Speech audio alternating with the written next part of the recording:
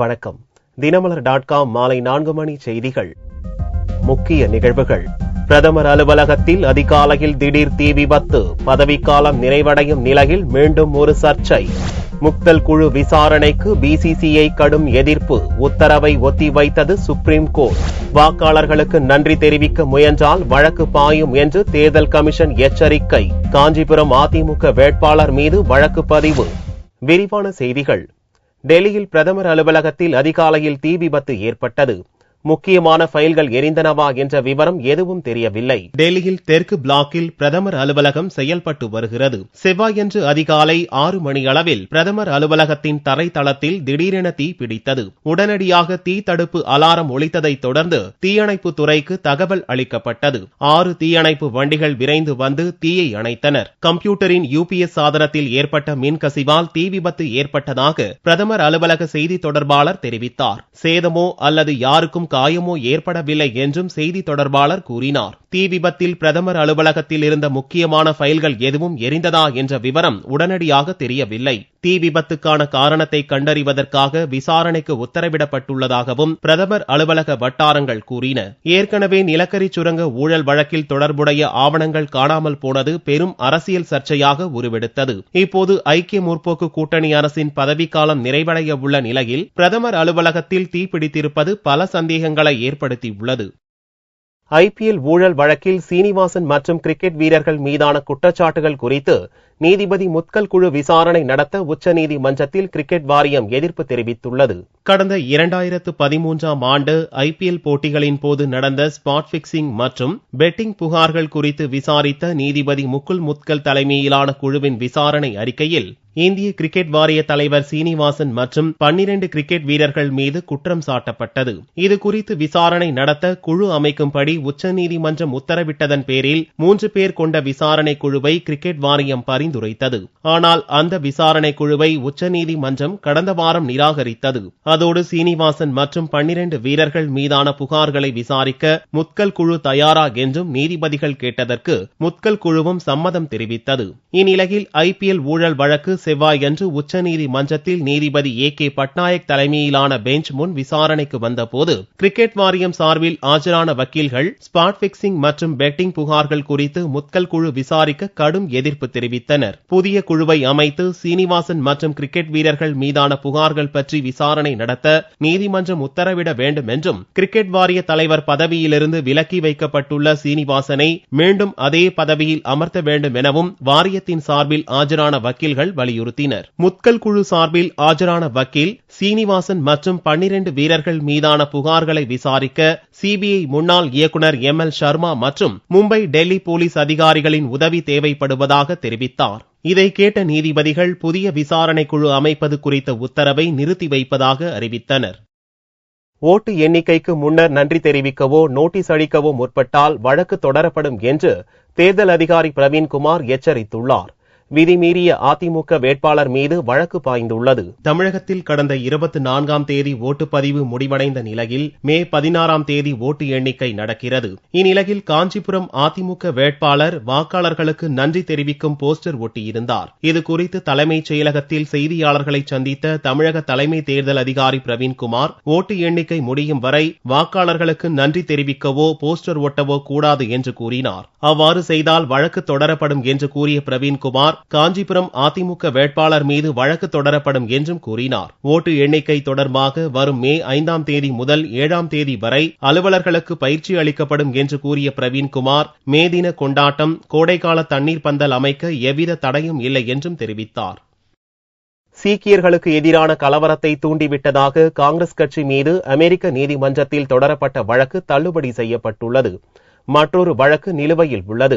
கடந்த 1984ஆம் ஆண்டில் நடந்த சீக்கியர்களுக்கு எதிரான கலவரத்தை காங்கிரஸ் தூண்டிவிட்டதோடு முன்னின்று நடத்தியதாக குற்றம் சாட்டி அமெரிக்காவின் நியூயார்க் நீதிமன்றத்தில் நீதிக்கான சீக்கியர்கள் எனும் அமைப்பு நஷ்ட ஈடு கோரி வழக்கு தொடுத்தது. காங்கிரஸ் கட்சி சார்பில் ஆஜரான வக்கீல் ரவி பாத்ரா வழக்கை விசாரிக்கும் அதிகார வரம்பு அமெரிக்க நீதிமன்றத்துக்கு இல்லை என்று வாதிட்டார். அதை ஏற்றுக்கொண்ட நீதிபதி ராபர்ட் ஸ்வீட் சீக்கியர்களுக்கு எதிரான கலவரம் முழுக்க வெளிநாட்டில் நடந்துள்ளது என்றும் அமெரிக்க தொடர்புடையது அல்ல என்றும் கூறி திங்களன்று தள்ளுபடி செய்தார். மேலும் காங்கிரஸ் கட்சிக்கு எதிராக வழக்கு தொடுக்கும் சட்ட ரீதியான உரிமை அமெரிக்காவில் உள்ள சீக்கிய அமைப்புக்கு இல்லை என்றும் வெளிநாட்டைச் சேர்ந்தவர்கள் மட்டுமே இதுபோன்ற வழக்கை தொடுக்க முடியும் என்றும் நீதிபதி தனது உத்தரவில் கூறியுள்ளார். சீக்கியர் கலவரம் தொடர்பாக காங்கிரஸ் தலைவர் சோனியா, பிரதமர் மன்மோகன் சிங் ஆகியோர் மீது இன்னொரு வழக்கையும் நியூயார்க் நீதிமன்றத்தில் நீதிக்கான சீக்கியர்கள் அமைப்பு தொடுத்துள்ளது. அந்த வழக்கில் சோனியாவின் பாஸ்போர்ட் நகலை ஒப்படைக்கும்படி நீதிமன்றம் உத்தரவிட்டிருந்தது. ஆனால் பாதுகாப்பு காரணங்களை சுட்டிக்காட்டி பாஸ்போர்ட் நகலை தாக்கல் செய்ய சோனியா மறுத்துவிட்டார். அந்த வழக்கை விசாரணைக்கு ஏற்பதா இல்லையா என்பது குறித்து இன்னும் சில வாரங்களில் நியூயார்க் நீதிமன்றம் முடிவெடுக்க உள்ளது. முன்னாள் பிரதமர் இந்திரா தனது பாதுகாவலர்களால் கொல்லப்பட்டதை தொடர்ந்து டெல்லி உள்ளிட்ட நகரங்களில் நடந்த கலவரத்தில் ஆயிரக்கணக்கான சீக்கியர்கள் கொல்லப்பட்டனர் என்பது குறிப்பிடத்தக்கது. கருணாநிதி வழிகாட்டுதல் படி மத்தியில் மதச்சார்பற்ற அரசை அமையும் என்று இந்திய யூனியன் முஸ்லீம் லீக் தலைவர் காதர் மொய்தீன் தெரிவித்துள்ளார். லோக்சபா தேர்தலில் திமுக தலைவர் கருணாநிதி செய்த பிரச்சாரத்திற்கு நன்றி தெரிவிக்கும் விதமாக ஜனநாயக முற்போக்கு கூட்டணியைச் சேர்ந்த விடுதலை சிறுத்தை கட்சியின் தலைவர் திருமாவளவன், மனிதநேய மக்கள் கட்சி எம்எல்ஏ ஜவாஹிருல்லா ஆகியோர் கருணாநிதியை சந்தித்து நன்றி தெரிவித்தனர். இந்நிலையில் இந்திய யூனியன் முஸ்லீம் லீக் கட்சியின் தலைவர் காதர் மொய்தீன் செவ்வாயன்று கருணாநிதியை சந்தித்து நன்றி தெரிவித்தார். பின்னர் செய்தியாளர்களிடம் பேசிய காதர் மொய்தீன் 40 இடங்களிலும் ஜனநாயக முற்போக்கு கூட்டணியே வெற்றி பெறும் என்றும் கருணாநிதி வழிகாட்டுதல் படி மத்திய மதசார்பற்ற அரசி அமையும் என்றும் கூறினார். தமிழ்நாட்டை பொறுத்தவரையில் ஜனநாயக முற்போக்கு கூட்டணி 40 இடங்களிலும் வெற்றி வாகி சூடும் என்பதிலே எங்களுக்கு எந்த சந்தேகம் கிடையாது. யார் பிரதமர் என்கிற ஒரு அடையாளத்தை கலைஞர் தான் காட்டுவார். திமுக பொருளாளர் ஸ்டாலின் செய்த பிரச்சாரம் மக்களிடையே ஒரு விழிப்புணர்வை ஏற்படுத்தியதாகவும் காதர் மொய்தீன் தெரிவித்தார். அமெரிக்காவில் மே மாதம் நடைபெற உள்ள சர்வதேச சமச்சீரான ஆற்றல் கண்காட்சியில் தங்களது கண்டுபிடிப்பை சமர்ப்பிக்க 4 இந்திய மாணவர்கள் தேர்ந்தெடுக்கப்பட்டுள்ளனர். அமெரிக்காவின் ஒலிம்பியாட்டில் சர்வதேச சமச்சீரான ஆற்றல், பொறியியல், சுற்றுச்சூழல் கண்காட்சி நடக்கிறது. இக்கண்காட்சியில் 4 இந்திய மாணவர்கள் பங்கேற்கின்றனர். இவர்களை இந்திய அறிவியல் சங்கத்துடன் இணைந்து ஐஐடி சென்னை, மத்திய எலக்ட்ரோ கெமிக்கல் ஆய்வு நிலையம், அண்ணா பல்கலைக்கழகம் மற்றும் அக்னி தொழில்நுட்ப கல்லூரி நிபுணர்கள் தேர்ந்தெடுத்துள்ளனர். 3 ப்ராஜெக்ட் செலக்ட் ஆயிருக்கு ஃபார் இன்டர்நேஷனல் ஐஸ்வீப் சயின்ஸ் ஃபேர். அது இவ ரீஜனல் சயின்ஸ் ஃபேர் பண்ணிட்டு நேஷனல் சயின்ஸ் ஃபேர்ல பண்ணிட்டு வின் பண்ண students. So they are going to represent India in ஐஸ்வீப் இன்டர்நேஷனல் USA. இந்த கண்டுபிடிப்பில் தமிழக பள்ளி மாணவர் டெனித் ஆதித்யாவின் கண்டுபிடிப்பு மலைக்க வைத்துள்ளது. வாழை இலை தொழில்நுட்பம் குறித்த இவரது அறிவியல் கண்டுபிடிப்பு முதல் கிராண்ட் தங்கப்பதக்கம் பெற்றுள்ளது.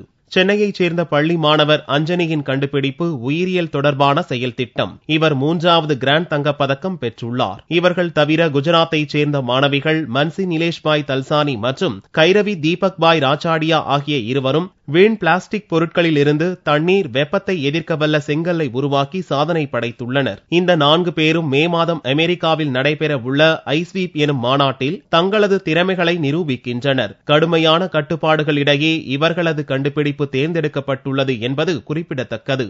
கிருஷ்ணகிரி அருகே 40 அடி பள்ளத்தில் அரசு பேருந்து கவிழ்ந்து விபத்துக்குள்ளானதில் பயணிகள் 20க்கும் மேற்பட்டோர் பலத்த காயங்களுடன் உயிர் தப்பி உள்ளனர். திருவண்ணாமலையில் இருந்து கிருஷ்ணகிரிக்கு அரசு பேருந்து ஒன்று சென்றது. சாமல்பட்டி அருகே பேருந்து வந்தபோது அந்த பகுதியில் இருந்த ரயில்வே கேட் மூடப்பட்டிருந்தது. இதனால் பேருந்தை ஓட்டுநர் கேட் முன்பு நிறுத்தினார். அப்போது பேருந்து தானாக கீழ்நோக்கி நகர்ந்தது. ஓட்டுநர் மற்றும் பயணிகள் பேருந்தை நிறுத்த பல்வேறு முயற்சிகளை எடுத்தும் பேருந்து நிற்காமல் அருகிலிருந்த 40 அடி பள்ளத்தில் தலைகீழாக கவிழ்ந்து விபத்துக்குள்ளானது. இவ்விபத்தில் பேருந்தில் இருந்த பயணிகளில் 20க்கும் மேற்பட்ட பலத்த காயமடைந்தனர். காயமடைந்தவர்களை அப்பகுதி மக்கள் மற்றும் போலீசார் மீட்டு சிகிச்சைக்காக மருத்துவமனைக்கு அனுப்பி வைத்தனர். விடிகால ஒரு 3:50 மணி அளவில் அன்னை சத்யா பஸ் கேட்டுக்காக நின்று இருந்தது. பின்னால ரிவர்ஸ் வரக்குள்ள கட்டுப்பாட்டையில இருந்து ஒரு 30-40 அடி பள்ளத்தில் விழுந்துருச்சுங்க. நிறைய பயணிகள் அடிபட்டுடுச்சு. உயிர் ஆபத்து எதுவும் இல்ல. இவ்விபத்து குறித்து சாமல்பட்டி போலீசார் வழக்கு பதிவு செய்து விசாரணை நடத்தி வருகின்றனர்.